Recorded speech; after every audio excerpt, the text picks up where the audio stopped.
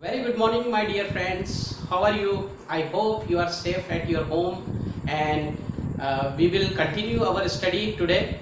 So, welcome back to my video lecture. Today we will see the next exercise, and I hope when you have watched my last videos, so you could understand what I have explained about the number system. And we have also done the exercise 1.1, and I have also given you the homework. So I hope you have completed that work, right? So today we will go further. If you have any problem, so you can ask me anytime, you can comment, or you can also SMS me on my WhatsApp number. Okay friends, so today we will go further part of the number system, class 9 mathematics NCERT. So friends, today we will see the exercise 1.2, right?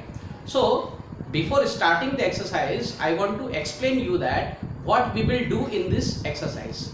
So friends, last exercise was about the rational numbers, but in this exercise we will see that what are the irrational numbers. So what are the irrational number that I have explained in the classification of the number system, but here we will learn that how to represent that irrational number onto the number line. Okay friends, in this exercise we will learn how to represent the irrational number on the number line. So what are the irrational number? Irrational numbers are generally non-terminating and non-repeating numbers that we have. They are the decimal numbers. So we can easily represent those irrational number onto the number line. Just like if we represent the rational number on the number line, so as well as we can also represent the irrational number onto the number line. So what is the method of that? We will see into this exercise 1.2. So let's start. So here in the exercise 1.2, there are 3 questions are given over here. So we will do that, and another question that is also given in your exercise, that is the question number 4. So that is exactly the classroom activity. So here we will not discuss that question, but the necessary question which can be asked into the examination, today we will learn here, right? So we start with the question number 1. What is the question? State whether the following statements are true or false, right? And justify your answer. So here you can see that in the question number 1, there is 3 statements are given, right? So one by one we have to solve these statements and justify their answers. So what is the first statement? Every irrational number is a real number. So आपको क्या लगता है, सारे के सारे जो irrational numbers है, क्या वो रियल नंबर है? तो बिल्कुल सही बात है, हमने नंबर सिस्टम में पढ़ा था, हमने देखा कि ऐसा नंबर, ऐसे सेट का number, the collection of the numbers that is known as the real number. और रियल नंबर में हमने देखा था रैशनल नंबर और इरेशनल नंबर दोनों ही उसके अंदर इंक्लूड होते हैं, right? So easily we can see that irrational numbers are the real number. So this statement is true. Right, here we can write this statement is true. What is the justification? Justification of answer, you can write the collection of the numbers in which rational and irrational number are included, that is known as the real number. So that is also the definition of the real number. Okay friends, now we come to the statement 2. Every point on the number line is of the form root m where m is a natural number. यहाँ पर ये question समझने में आपको हो सकता है थोड़ी प्रॉब्लम हो रही है, तो मैं आपको एक्सप्लेन कर देता हूँ. यहाँ पर m जो है, m is a small alphabet, जिसको यहाँ पर कोई नेचुरल नंबर के लिए रिप्रेजेंट किया गया है. नेचुरल नंबर को हम यहाँ पर स्मॉल m से रिप्रेजेंट कर रहे हैं, और किसी भी नेचुरल नंबर का अगर स्क्वायर रूट कर दिया जाए, राइट, इस तरीके से in the form of root m, अगर हम इसका स्क्वायर रूट कर दिया जाए तो वो नंबर जो होगा वो नंबर लाइन पे रिप्रेजेंट किया जा सकता है, right? Every point on the number line is the form root m where m is a natural number. यानी कि नंबर लाइन पे आने वाला हर वो पॉइंट रूट m के फॉर्म में होता है, ये पूछा जा रहा है. क्लियर है फ्रेंड्स? आपको यहाँ पर ये पूछा जा रहा है कि नंबर लाइन के ऊपर आने वाला हर वो पॉइंट जो किसी न किसी नंबर को रिप्रेजेंट करता है, चाहे वो रैशनल हो, चाहे इरेशनल हो, चाहे वो डेसिमल नंबर हो, चाहे होल नंबर हो, तो वो हमेशा रूट m के फॉर्म में होता है, ये कहा जा रहा है. तो फ्रेंड्स आप सोच सकते हैं कि ये जो स्टेटमेंट है that is not the true, that is the false statement. अब मैं आपको ये बताऊंगा कि ये स्टेटमेंट फॉल्स क्यों। ये स्टेटमेंट फॉल्स इसलिए है फ्रेंड्स, आपने देखा होगा नंबर लाइन के ऊपर, when we see the classification, number line के ऊपर हर तरह के इंटीजर्स जो हैं वो रिप्रेजेंट किए जाते हैं, या फिर हम ये बोल सकते हैं कि नंबर लाइन के ऊपर रिप्रेजेंट किया जाने वाला वो हर नंबर रियल नंबर की कैटेगरी में आता है। तो यहाँ पर अगर हम देखें तो यहाँ पर रूट m, अब जैसे कि m है तो m एक नेचुरल नंबर है, जो कि यहाँ पर स्टेटमेंट में ही तो पहले ही कहा गया है। तो m जो है वो नेचुरल है, तो जायज सी बात है कि ये पॉजिटिव साइड पे होगा, it lies on to the positive side. तो यहाँ पर सारे के सारे जो नेगेटिव इंटीजर होंगे वो रूट m के फॉर्म में नहीं होंगे, यानी कि यहाँ पर आने वाला जो नेगेटिव इंटीजर होगा, यहाँ पर आने वाला जीरो के लेफ्ट हैंड साइड पे आने वाला जो नेगेटिव इंटीजर होगा वो रूट m के फॉर्म में नहीं हो सकता। यहाँ पर नेचुरल नंबर का अगर हम रूट निकालें तो वो इस फॉर्म में हो सकता है, लेकिन अगर हम नेगेटिव इंटीजर का अगर हम रूट निकालें तो वो इस फॉर्म में नहीं हो सकता है। इसीलिए यहाँ कहा गया है कि every point is not in the form of root m on to the number line. Okay friends, so this statement is false. So that is the justification of that. You can understand that. Now the third statement, every real number is an irrational number. यहाँ पर जितने भी real number हैं, क्या वो सारे के सारे irrational हैं? So this statement is also false, right? ऐसा मैं क्यों कह रहा हूँ? अगर आप क्लासिफिकेशन पढ़ेंगे तो क्लासिफिकेशन में आपको ये बात समझ में आ गई होगी कि रियल नंबर वो नंबर्स का सेट है जिसमें रैशनल और इरेशनल दोनों ही नंबर्स आते हैं, ठीक है। तो इसीलिए हम ये बोल सकते हैं कि इरेशनल नंबर, जितने भी इरेशनल नंबर है, राइट, वो सारे के सारे रियल हो सकते हैं, लेकिन जितने भी रियल नंबर हैं वो सारे के सारे इरेशनल नहीं हो सकते। यहाँ पर हम एक एग्जांपल भी देख सकते हैं, जैसे कि अगर मैं रैशनल नंबर की बात करूँ तो रैशनल नंबर में अगर मैं यहाँ पर एग्जांपल लूँ 2 का, राइट, तो ये जो 2 है ये रैशनल नंबर है, it is not the irrational, right? So we can say that every real number is an irrational number. That is the false statement. So I hope friends you could understand the question number 1, right? So first statement is true and second and third are false statement. Now we come to the question number 2. What it says that are the square root of all positive integers irrational, right? क्या ये पूछ रहा है कि जितने भी positive integer हैं क्या वो इरेशनल हैं? Are the square root of all the positive integer irrational? जितने भी पॉजिटिव इंटीजर हैं क्या अगर उसका स्क्वायर रूट हम कर दे तो वो क्या इरेशनल होगा? If not, give example of the square root of a number that is a rational number. तो आपको इसको जस्टिफाई करना है, एग्जांपल देके आपको इसको समझाना है। So let's do it. आप अपनी पेन और कॉपी में इन क्वेश्चंस को नोट करते जाएंगे।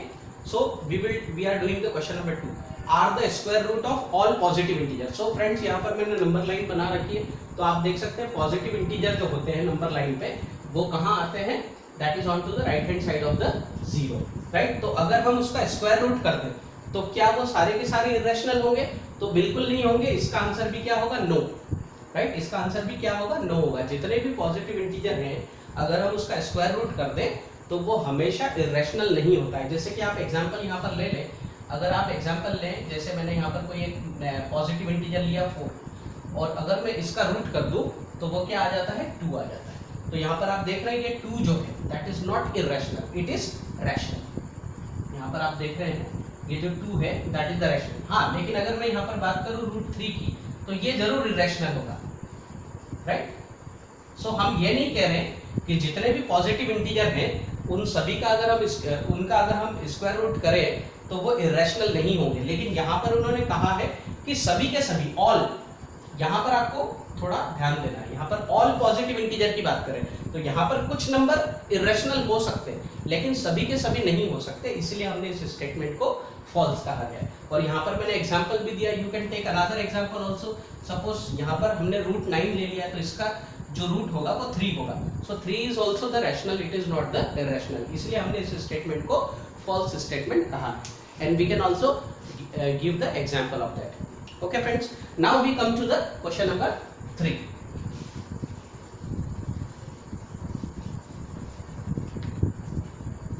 क्वेश्चन नंबर 3 में आप देख रहे हैं यहाँ पर आपको बोला है show how root 5 can be represented on the number line. यहाँ पर आपको कहा गया है कि root 5, as you know that root 5 is irrational number, तो रूट 5 को हम नंबर लाइन पे कैसे रिप्रेजेंट करेंगे। सो फ्रेंड्स, इसकी एक मेथड है जो कि मैं आपको समझा देता हूँ कि आपको इसको कैसे करना है। अगर आपको रूट 5 समझ में आ गया है तो आप दूसरे भी जो नंबर हैं उनको नंबर लाइन पे रिप्रेजेंट कर सकते हैं। So let us draw the diagram. Through the diagram we can represent this question, right. Root 5 is the irrational number. अगर हम इसका डेसिमल एक्सपांशन अगर देखें तो इसका जो डेसिमल एक्सपांशन होता है वो non terminating and non repeating होगा, राइट। सो फ्रेंड्स, इसके लिए आपको क्या करना है, हमको रूट 5 को रिप्रेजेंट करना है नंबर लाइन पे। हम सॉल्यूशन कर रहे हैं क्वेश्चन नंबर 3 का, राइट। तो इसका हम सॉल्यूशन करते हैं रूट 5 को नंबर लाइन। तो सबसे पहले इसके लिए फ्रेंड्स आपको क्या करना होगा, we have to draw a rectangle. यहाँ पर हमको एक रेक्टेंगल ड्रॉ करना होगा। Suppose it is a rectangle. हम यहाँ पर एक रेक्टेंगल ड्रॉ कर रहे हैं। हमने सपोज इसको नाम दे दिया OABC। Are you getting this point? हम यहाँ पर इसको नंबर लाइन पे रिप्रेजेंट करेंगे। तो नंबर लाइन बनाने के पहले यहाँ पर हम एक रेक्टेंगल कंसिडर कर रहे हैं। तो जिसको मैंने यहाँ पर नाम दिया है OABC। रेक्टेंगल की प्रॉपर्टी आप जानते ही हैं, रेक्टेंगल में लेंथ और ब्रेड्थ दोनों इक्वल नहीं होता है, राइट। तो यहाँ पर OA दिख रहा है, that is the AP, BC and OC। तो हम यहाँ पर OA जो है, राइट, इसको हम कितना मान लेंगे, 2 unit. This is the 2 units. हमको इस तरह का रेक्टेंगल लेना है कि हम इसको 2 यूनिट, यहाँ पर हमने सेंटीमीटर या मीटर या ऐसा कोई भी यहाँ पर यूनिट नहीं लिया, just I simply write the 2 units, right. और यहाँ पर AB जो है हम इसको कंसिडर कर लेंगे 1 unit, right, that is the 1 unit. This is the length and it is the breadth. Now here when we use the rectangle over here, so one theorem that is known as the Pythagoras theorem हम यहाँ पर use करेंगे। Pythagoras theorem यहाँ पर इसके लिए हम use करेंगे। तो इसके लिए हमको सबसे पहले करना क्या है, हमको यहाँ पर डायगोनल बनाना है, राइट। यहाँ पर हम OB, these are the two non-consecutive vertices, these are the two non-consecutive vertex of the rectangle, इनको हमने ज्वाइन कर लिया और ये क्या बन गया, डायगोनल बन गया। So by using the Pythagoras theorem, now you can see that as we draw the diagonal, so we have the triangle OAB, right. यहाँ पर हमको एक राइट एंगल ट्रायंगल मिल गया और आपको मालूम है कि यहाँ पर 90 डिग्री होता है रेक्टेंगल में, जो वर्टेक्स एंगल जो होता है that is the angle OAB, that is 90 degree, right. So we have to find the length of the OB। इसकी लेंथ तो हमको मालूम है 2 यूनिट, इसकी लेंथ भी हमको मालूम है 1 unit, that we have to consider over here.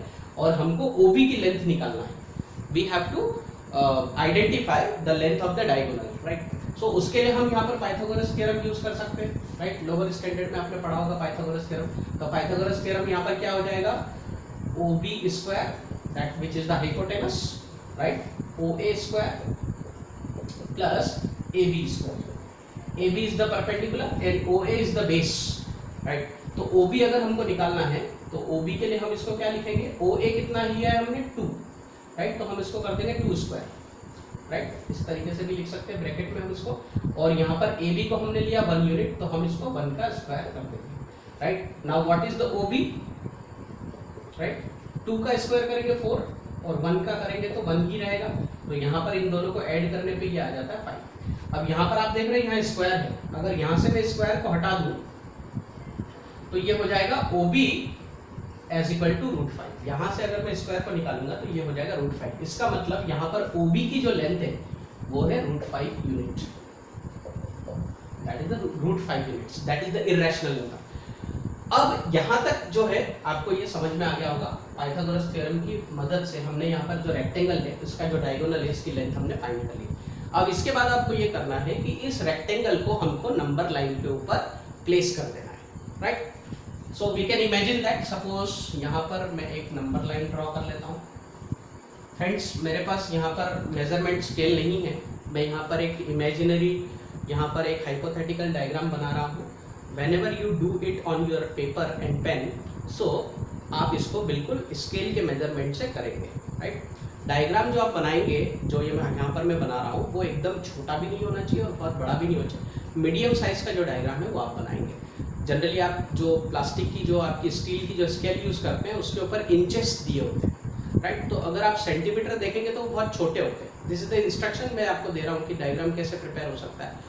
तो आप सेंटीमीटर की जगह पे, क्योंकि यहाँ पर मैंने सेंटीमीटर या फिर मैंने कोई इंच वगैरह कुछ भी यूज़ नहीं किया है, just simply I have written the units. तो आप वहाँ पर 1 इंच 2 इंच ऐसा भी यूज़ कर सकते हैं। इस 2 यूनिट को आप 2 इंच में भी मेजर कर सकते हैं, ताकि आपका डायग्राम थोड़ा विजिबल होगा आपकी कॉपी में। तो आप ऐसे बनाएंगे। यहाँ पर मैं जो बना रहा हूँ that is the approximate without measurement, this is diagram, but the method is right. So यहाँ पर मैं एक नंबर लाइन बना रहा हूँ, and in on the number line there is the 0 on the middle, right. और यहाँ पर अगर मैं कंसिडर करूँ, suppose it is 1 and suppose it is, थोड़ा और मेरे डायग्राम के हिसाब से मैं इसकी लेंथ लेता हूँ। Suppose it is 1 and it is 2, right.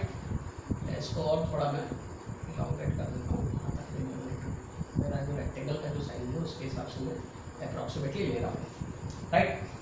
तो अब हमको करना क्या है, ये जो हमारा रेक्टेंगल हमने यहाँ प्रिपेयर किया है उसको हम इस नंबर लाइन के ऊपर प्लेस कर देंगे, right. We can place this over here on to the number line. तो आप ये जो O देख रहे हैं वो इस 0 वाले पॉइंट पे आ जाएगा, और यहाँ पर A जो देख रहे हैं वो इस 2 वाले पॉइंट पे आ जाएगा। तो यहाँ पर ये जो फिगर होगा ये कुछ इस तरीके का आपको मिलेगा। सपोज मैंने ये जो रेक्टेंगल है इसको मैंने यहाँ पर प्लेस कर दिया, तो यहाँ पर O पॉइंट आ गया, यहाँ पर A आ गया, यहाँ पर B आ गया और यहाँ पर C आ गया। और आपका जो OB है वो तो आप देख ही रहे हैं, यहाँ पर है OB, ठीक है। और ये OB की जो लेंथ है ये √5 है ना, ये 2 यूनिट है। आप नंबर लाइन पे देख सकते हैं यहाँ पर 0 से लेकर 1 तक that is the 1 unit, and 1 से 2 तक 2 यूनिट्स। इसीलिए ये 0 से 2 पे ये इसका लेंथ खत्म हो रहा है, और ये हमने कितना लिया है वहाँ पर, that is the 1 unit. So friends, that is also very tricky method and it is also very easy कि हमने उसको यहाँ पर प्लेस कर दिया। अब आपको कुछ भी नहीं करना है, you can take your compass. आपका ज्योमेट्री बॉक्स है उसमें कंपास होता है, उसमें आप पेंसिल को फिट करेंगे, और यहाँ पर हमको कंस्ट्रक्शन करना है। We have to do the construction. आपको क्या करना है, ये जो 0 वाला पॉइंट है और ये B वाला, तो आपको अपने कंपास को इतना डायमीटर में खोल लेना है, राइट। इतना जो रेडियस का आर्क जो है वो आपको लेना पड़ेगा। तो आपके कंपास की जो नीडल होगी वो यहाँ होगी, राइट, और आपका जो पेंसिल का जो पॉइंट होगा वो यहाँ होगा। Now by taking this radius OB as the radius, right, by taking OB as radius, draw an arc on the number line, on the number line। फिर से बता देता हूँ फ्रेंड्स, थोड़ा रिवाइज कर लेते हैं। ये जो मैंने रेक्टेंगल बनाया है और पाइथागोरस थ्योरम को यूज किया है, तो यहाँ से मैंने OB डायगोनल की लेंथ निकाल ली और इसको मैंने यहाँ पर प्लेस कर दिया है। कहाँ पर, नंबर लाइन के ऊपर।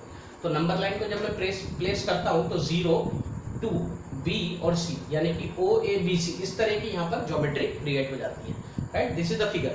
और यहाँ पर जो OB है, OB को मैं क्या लूँगा, by taking OB as radius, right. OB को मैं यहाँ पर रेडियस लूँगा and draw an arc on to the number line. यहाँ पर जब मैं ड्रॉ करूँगा आर्क को, तो ये कुछ इस तरीके से आर्क बन जाएगा, राइट। और आप देखेंगे कि ये जो आर्क होगा इस नंबर लाइन को पर्टिकुलर इस पॉइंट पे, ये मैंने यहाँ पर बोर्ड पे अप्रॉक्सीमेट पॉइंट लिया है, but when you do it on to the paper, so you will exactly get the position of the √5। तो ये जो पॉइंट दिख रहा है जहाँ पर ये आर्क जो है इस नंबर लाइन को इंटरसेक्ट कर रहा है, this is the exactly position of √5। So you can see that √5 की जो वैल्यू है वो 2 से ज्यादा है, दैट इज ग्रेटर देन 2। इस 2 का मतलब क्या हुआ, √4, बिकॉज √4 करते हैं तो 2 आता है, इसका मतलब √4 जो है वो यहाँ पर लोकेट कर रहा है, राइट। तो √5 जो है that is greater than 4, so obviously it would be beyond 2, 2 से आगे होगा और 3 के बीच में होगा। So definitely you will get the position of the √5 between the 2 and 3 on to the number line, right. That is the positive side of the 0, that is on to the right hand side of the 0, right. So इस तरीके से हम यहाँ पर √5 को इस number line पे represent कर सकते हैं। सो देखा फ्रेंड्स आपने, बहुत ही आसान मेथड है, इसको आप रिवाइज कर लीजिए, देख लीजिए, और इस तरीके से हम रूट 5 को रिप्रेजेंट कर सकते हैं। आपके बुक में और भी क्वेश्चन दिए हैं जिसमें आपको ऐसा भी कहा गया है, एग्जाम में भी पूछा जाता है, रूट 2 या फिर रूट 3 या फिर रूट 7, इस तरह के जो क्वेश्चन है इनको भी नंबर लाइन पे रिप्रेजेंट करने के लिए आपको पूछा जाता है एग्जाम में, राइट। तो वो भी आपके जो क्वेश्चन है आपके एग्जाम्पल में टेक्स्ट बुक में दिए हुए हैं, अगर उससे रिलेटेड अगर आपको कोई क्वेरी है तो आप मुझे पूछ सकते हैं, राइट फ्रेंड्स। तो आई होप कि ये एक्सरसाइज आपको बहुत अच्छी लगी होगी, समझ में आई होगी, आपके लिए बिल्कुल आसान तरीके से यहाँ पर मैंने समझाने की कोशिश की है। So friends, just do it and practice this questions. So आज के लिए हम इतना ही रखेंगे, ये एक्सरसाइज हमारी यहाँ पर खत्म होती है। In the next video lecture we will do the exercise 1.3. So thank you very much and have a nice day.